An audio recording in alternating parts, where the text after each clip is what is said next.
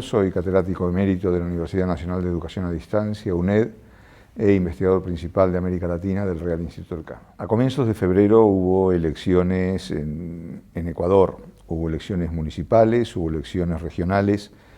y también una consulta popular consistente en 8 preguntas de distinta naturaleza. El verdadero ganador fue el voto de castigo al oficialismo, un voto de castigo que se expresó, por un lado, en el rechazo de las 8 preguntas del referéndum, pero también en el triunfo de aquellas opciones políticas como el Movimiento Ciudadano de Rafael Correa, Pachacutic, el Movimiento Indígena o incluso Izquierda Democrática, que tuvieron buenos resultados en estas elecciones. Inclusive el Partido Social Cristiano, el partido de la derecha, cosechó resultados un poco menos importantes que los que esperaba, pero al fin de cuentas se convirtió en una de las 3 primeras fuerzas políticas del país, que son Movimiento Ciudadano, Pachacutic y el Partido Social Cristiano. Este triunfo del voto de castigo, del voto de cabreo, del voto protesta, se manifestó de distintas maneras. Por un lado, porque no hubo un claro ganador de la jornada. El correísmo se impuso en algunas ciudades claves como Guayaquil o Quito, también en algunas regiones importantes como Guayas, por ejemplo, pero sin embargo lo más importante fue la fragmentación no solo del voto, sino también de las opciones políticas que se presentaban a la elección. En muchos lugares los candidatos triunfadores tuvieron menos del 40% de los votos o inclusive menos del 25% de los votos. En muchos lugares también más del 75% de los electores no votaron por el candidato ganador. Y esto nos refleja una gran debilidad de la situación. Esto confirma entonces esta idea que está siendo generalizada en toda América Latina de la importancia de ese voto de castigo a los oficialismos, lo cual nos lleva a ser un poco prudentes a la hora de definir esto, primero como un triunfo de la izquierda del correísmo y en segundo lugar a la hora de hablar de un giro a la izquierda en América Latina.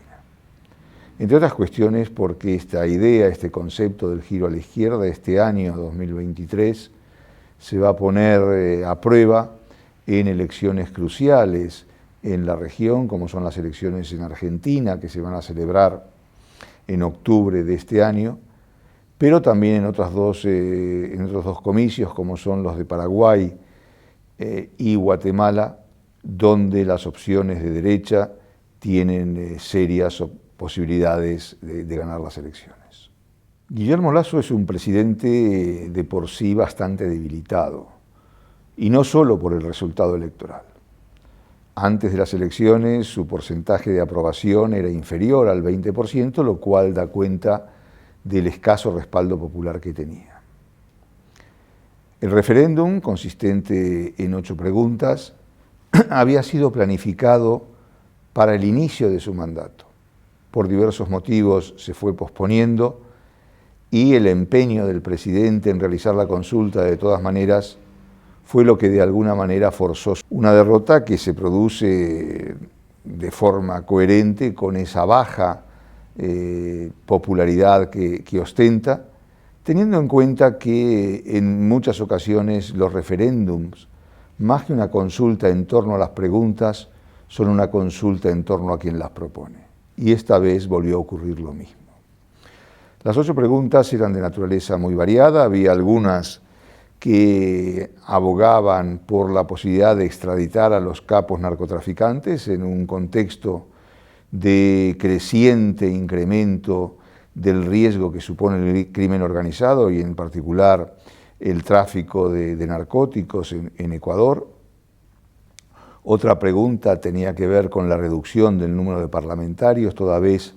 que el número de diputados se va ajustando al tamaño de la población y esto estaba provocando un incremento considerable del tamaño del Parlamento. Otra pregunta tenía que ver con los órganos de control y la Fiscalía, también con el medio ambiente y el funcionamiento de los movimientos políticos, requiriendo un mayor control de los mismos por parte de las autoridades del Estado y controlando también quienes pueden o no ser militantes. Una precisión aquí: movimientos políticos no implica en este contexto los partidos, que tienen un rango organizacional diferente. Pero como decía, el empeño de Lasso por llevar adelante el referéndum, aunque sea en condiciones complicadas, adversas, es lo que le propinó una feroz derrota. Una derrota que se ve acompañada por denuncias de corrupción en algunos medios de comunicación, que podrían llevar inclusive a un juicio político. Obviamente, Lasso, a partir del mecanismo que la Constitución ecuatoriana establece, conocido popularmente como de muerte cruzada, está en condiciones en estos momentos de disolver el Parlamento. El Parlamento no puede hacerlo porque ya lo intentó y fracasó, pero sin embargo, en este contexto, las voces que solicitan la renuncia de Lasso, hablando de su fracaso electoral, creo que tienen un cariz más ventajista, más intentando sacar partido del momento que otra cosa, ¿no? Vamos a ver cómo se desarrolla el futuro del gobierno. Para empezar, Lasso ya impulsó una reforma de su gabinete importante, pero en realidad lo que tendría que hacer el presidente es cambiar el rumbo de su gobierno, cambiar la orientación de sus políticas, intentando lograr más amplios consensos con el resto de las fuerzas políticas del país, porque de otra manera los largos meses que tiene por delante se le van a poder hacer eternos. Tras el resultado electoral, diversas voces, comenzando por el correísmo, han empezado a solicitar el fin del gobierno de Lasso y la convocatoria de nuevas elecciones presidenciales y parlamentarias. La verdad que no sería una buena idea, y no es una buena idea, en primer lugar, porque las elecciones que tuvieron lugar fueron elecciones locales y regionales, más una consulta. No hubo elecciones ni presidenciales ni legislativas. Es más, el gobierno como tal, las fuerzas que apoyan a Lasso como tal, ni siquiera presentaron candidaturas a las elecciones locales y regionales, y las opciones que había en juego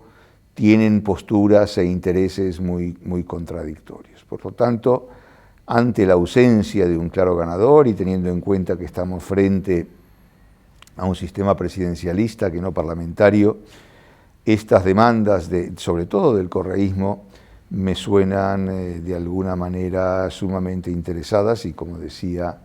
ventajistas, teniendo en cuenta que a partir de ahora y en los meses que restan hasta la elección presidencial, el correísmo a cargo